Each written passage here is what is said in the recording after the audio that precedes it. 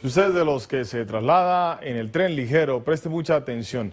Autoridades encontraron dispositivos que podrían robar los datos de los usuarios de las tarjetas de crédito al comprar su pasaje. Nuestra compañera Maralí Madrid habló con las autoridades del llamado RTD y nos tiene más detalles. Maralí, buenas noches. Gracias, Juan Carlos. Buenas noches. Las autoridades de Littleton están tras la búsqueda de un sospechoso de instalar lectores de tarjetas de crédito en varias estaciones del tren ligero. El Servicio de Transporte Público RTD se ha sumado a la lista de los estafadores, y es que las fuerzas del orden encontraron varios dispositivos lectores de tarjetas de crédito ilegales en diferentes estaciones del tren ligero. El primer dispositivo se encontró en la estación Dry Creek, al sur de Denver. Un empleado de RTD descubrió que alguien había instalado unos dispositivos ilegales en 8 máquinas de vender boletos para el tren ligero.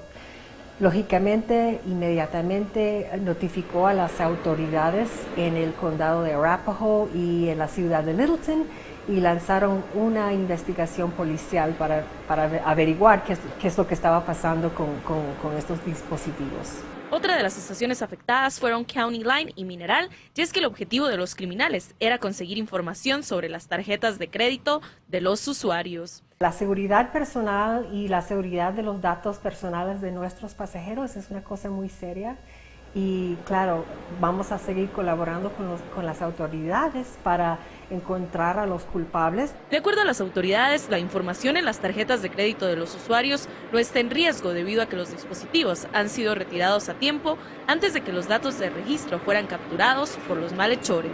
Vivimos en un mundo digital y más que nunca es muy importante para todos nosotros proteger y vigilar nuestra información personal, los datos personales, y que recomendamos que si alguien piensa que haya sido afectado por este asunto, por esta situación, que por favor que nos informe inmediatamente.